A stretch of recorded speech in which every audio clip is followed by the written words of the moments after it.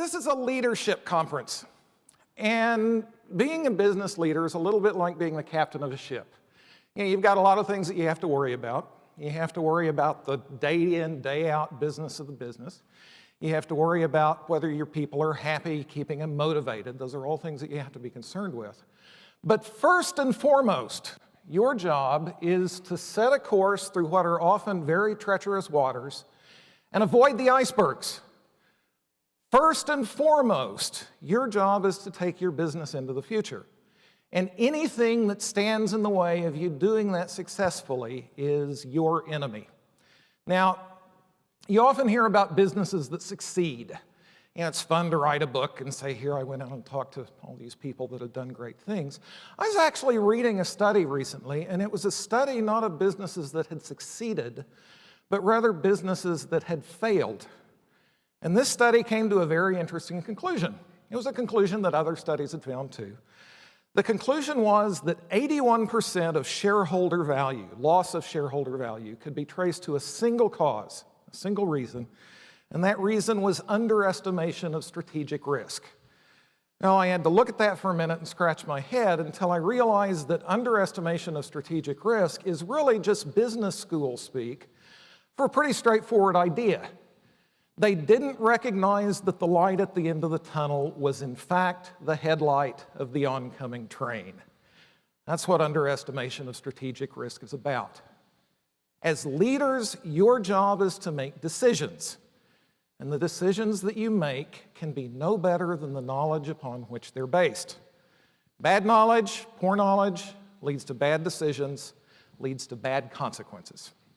Now, with that in mind, if somebody came in and said, I could tell you about a way to approach knowledge that would not only help you avoid those kinds of mistakes, but would also point you to new opportunities to do great things in the future, would you be interested?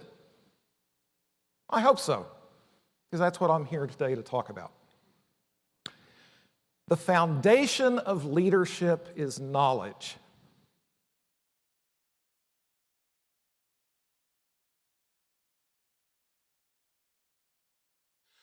I have a special problem in that regard. I'm an astrophysicist, and unlike the Big Bang Theory has kind of given astrophysicists a bad rap. Once upon a time, I'd tell people that the difference between a physicist and an astrophysicist is that you actually wanted the astrophysicist to come to your cocktail party, and then along came Sheldon, and now everybody knows better. This is the kind of stuff I do. I've worked on 3 of the teams that build instruments for Hubble Space Telescope, work on star formation and such as that. It's kind of fun when you see your work show up on the cover of Time magazine and a postage stamp. About 1 out of every 100,000 people in the United States can claim to be an astrophysicist. What that means is that when I sit down on an airplane and look at the person beside me, if I let them know what it is that I do, I am the first astrophysicist that they have ever met. Guaranteed sometime in the last few weeks or month, they watched some program on Discovery or Nova or something like that. They didn't understand a bit of it, and what I am going to do with the next 6 hours of my life is sit there and try to answer all of their questions about what it is that the universe is about. So I'm a little careful about starting those conversations. Some years ago, I wound up in a conversation, one of these conversations with a woman on a plane, and in the midst of it, she kind of paused for a minute and said, you know, I'm a psychic. And I thought, oh no, I should have known better than to let this conversation get going. Said, you're a psychic. Why do you think you're a psychic? She said, well, the other day I was thinking about my brother and my brother called. I'm a psychic. Said, okay, tell me, just out of curiosity, do you ever think about your brother when he doesn't call? Oh yeah, my brother and I were great friends. We grew up together, we're close, it's just great. I think about him all the time. Okay, tell me, does your brother ever call when you're not thinking about him? Yeah, like I said, we're close. Nothing makes my day like getting a call out of the blue from my brother. Said, okay, so you think about your brother and your brother doesn't call, and your brother calls when you're not thinking about him. Tell me again why it is that you're a psychic. Well, the other day I was thinking about my brother and my brother called. Now, pretty soon after that, I let the conversation die. Because let's face it, the more I sort of insinuated that it might be coincidence, the hotter under the collar she got. You know, if we hadn't been on a plane, she would have been up there stomping her foot on the floor saying, but I'm a psychic, I'm a psychic. As if she said it loudly enough, it would make it true. That woman did not understand a very basic thing about the way that the world is. There are questions about which our opinions simply don't matter. Now, in her case, big deal. Who knows? Maybe her brother's kids thought that crazy Aunt Martha the psychic was a real hoot. She may have been the life of the party at family get-togethers. Probably didn't make any big difference. On the other hand, open up the shade, look out the window of the airplane, and there's a wing out there. I want you to think for a second. Why does that wing have the shape that it has? It's really pretty easy. If it didn't have that shape, the plane wouldn't fly. It is a really, really bad idea to get on an airplane that was designed by someone who thinks that their opinion about the wing shape has something to do with whether or not the plane stays in the air. There are questions about which our opinions simply do not matter. And quite often, those are the questions that determine our fate.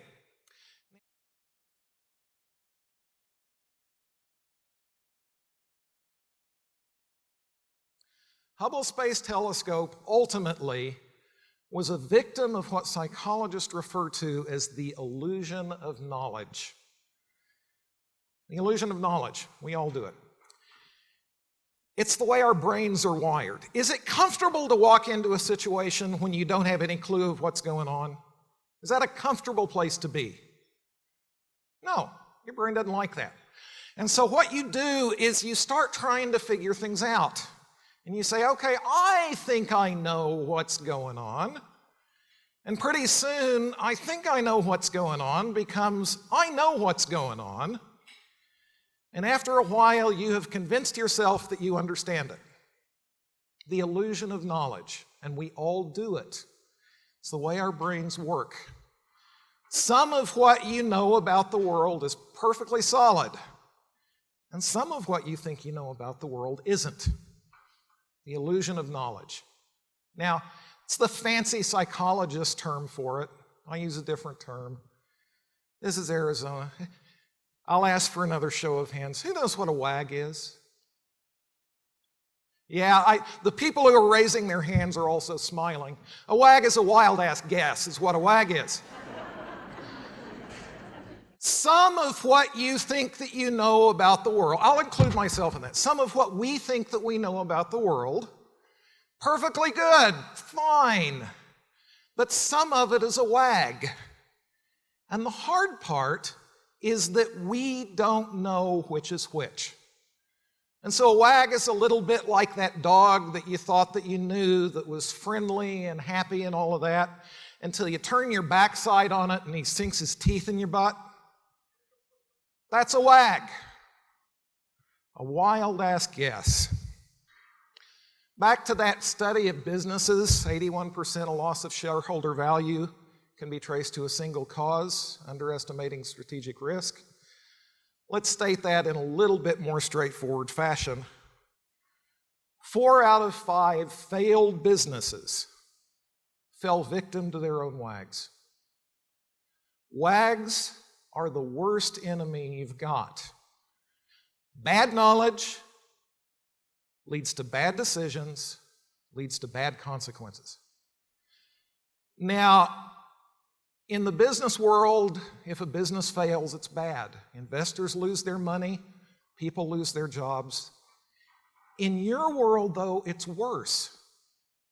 Because if you fall victims to your WAGs in education, students lose their futures, as does society.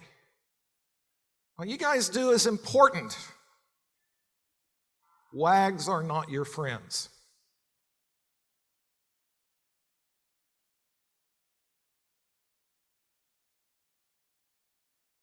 Psychologists talk about a thing called confirmation bias.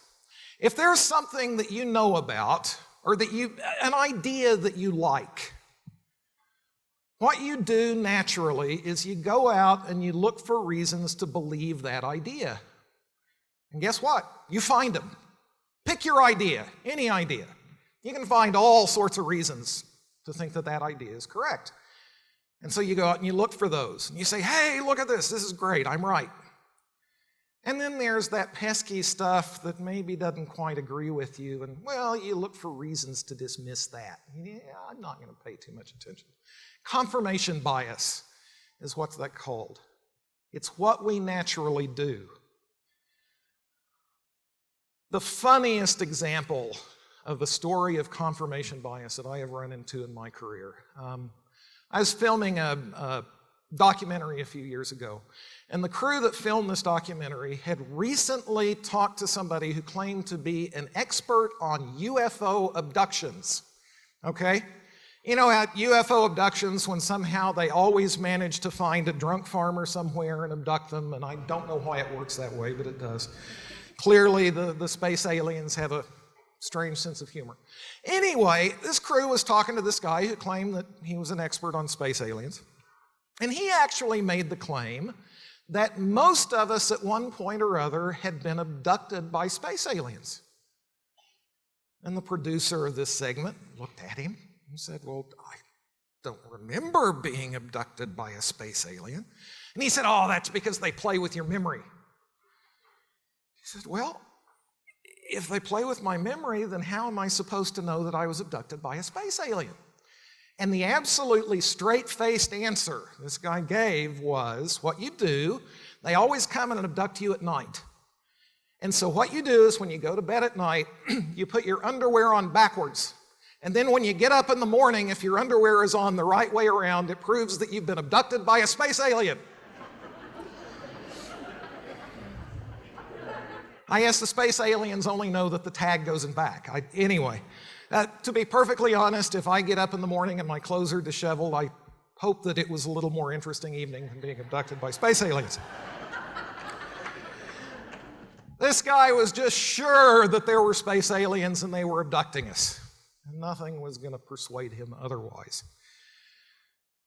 You have to be careful here because it turns out that these days we live in a veritable compost heap of confirmation bias in which WAGs grow like weeds. It's called the internet. I did a couple of weeks ago, I was giving a talk and I did the experiment. I sat down at the computer and I brought up Google and I typed UFO into Google and I had to go through 5 full pages of Google results before I found the first site that was actually looking critically at the issue of UFOs. There's a lesson there. If there's something that seems kind of controversial in what's really going on, put it into Google. Read the first dozen hits that you get, and chances are reality is the exact opposite. Confirmation bias. Confirmation bias feeds WAGs, and we can't help it because it's the way that our brains are wired. So we've got ourselves in a pickle. The pickle is the following. Most of the time, failure is a failure of knowledge.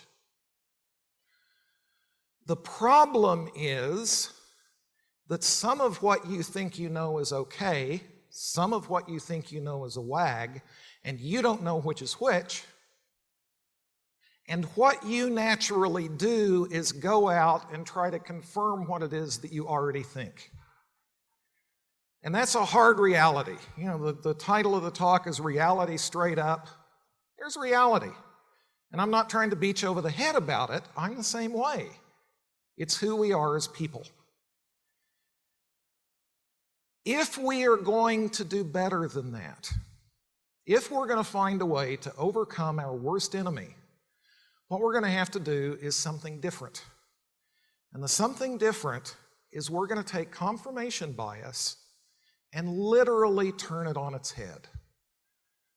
So, okay, in every talk, there's the one idea that you're supposed to carry away. You know, the one time in the talk when you decide, I need to get out a pen and paper and make notes. This is that moment. If an idea really, really matters to you, do your level best to show that it's wrong. Knowledge does not come the way that we typically think that it comes. You don't know things by trying to prove that they're right. You know things by trying to show that they're wrong and failing. That's the standard for knowledge. That's how you kill WAGs. I mean, think about it. If I have a good idea, if I have an idea that really is solid, it's bedrock, this is an idea that's not going to let me down, does that idea have anything to fear from being challenged in this way? No. If you've got an idea that's a good idea, the more you challenge it, the stronger it's going to get. On the other hand, if I've got an idea that I have to protect from challenge, if I have an idea that can't hold up to that kind of scrutiny, was that idea ever really my friend in the first place? This is what knowledge is. Saying I know means that I have tried to show that the idea is wrong, but so far have failed. That's knowledge. Now, at first blush, this might seem a little strange, except actually, in a sense, it's not. How many people in here have bought a used car at some point? And if there's a hand in this room that doesn't go up, then you're just not paying attention to the question. Hey, come on, who's somebody that bought a used car? Somebody, you've bought a used car recently. What kind of used car did you buy? Yeah. Jeep Liberty. A Jeep Liberty. I'm sure that when she bought her Jeep Liberty, what she did is she walked up and she saw the Jeep Liberty sitting there, and it was nice and shiny because, of course, the person she was buying it from made sure that it had a nice wax job. And she looked at it and thought, boy, I want that car. That's great. The smoke pouring out of the back end, I don't need to worry about that. The guy selling me the car said that it just hadn't been started in a while. I'm sure that'll get better. And, you know, those tires look kind of bald, but the guy said they've only got 5,000 miles on them. I'm sure they've got another 40,000 miles on them, no problem. And opened the hood, and the engine was completely caked in dirt and oil and so on and so forth. And she said, I'll just take it into a car wash and wash it off and it'll all be fine. Is that the way you bought your car? I sure hope that's not the way you bought your car. The way you buy a used car is you go in and the guy says, well, this is a great car. And you look at him and you say, sure it is. And then you kick the tires. And you bounce up and down on the fender to see what the suspension is doing. You bring your mechanic along, open up the hood, take a look, see if you can find any problems with it. And then you test drive it. When you test drive a used car, you drive it like there is no tomorrow. You just drive the heck out of it for a really obvious reason. If the thing's going to break, you want it to break while the other guy still owns it. That's the way you buy a used car. That's the gist of it. Really, all that I'm saying is that we should use the same kind of approach to the ideas that really matter to us that we employ when we buy a used car. When I talk to a group about this kind of stuff, you know, it's one thing to talk about this in the abstract. I always try to find an example that is especially relevant to that group. And so I sat down with Clyde about a week ago, and I said, Clyde, tell me about what ASBO's thinking about these days. And we talked for a while.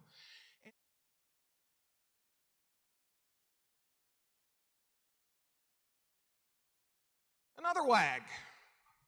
I know it because we know it. Humans. How many of you in the room are not parents? I want everybody to look around because the people who are raising their hands are buying tonight because they've actually got money. Okay.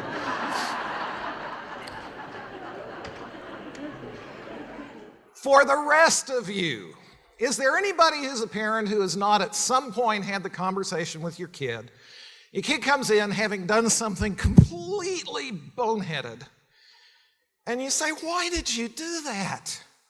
And your kid gives the obvious answer. "My friends were doing it." The next line, I mean, it's a script. You have to play it out. The next line is, "If your friends were jumping off a bridge, would you jump off a bridge too?" The answer is yes, they would. Guess what? We would too. Humans are a go-along to get-along species. It is extremely difficult for us to question the beliefs, the ideas of the people that surround us. And I mean, there's a reason for that. It's wired into you.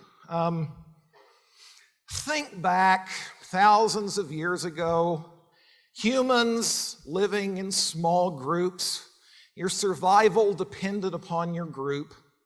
If you were the one to stand up and say, "Well, guys, I know that you all think such and such, but I don't think you're right," what's going to happen to you? I guarantee one thing. Let me phrase this very carefully. Your chances of reproductive success are not likely to go up, okay?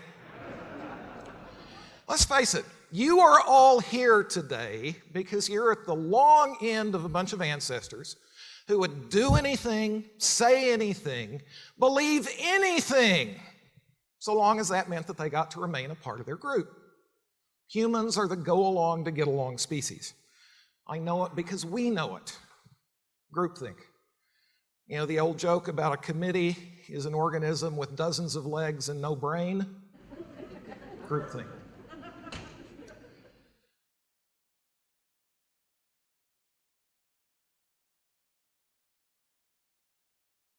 It's a long way from sitting on a combine outside of Nash, Oklahoma,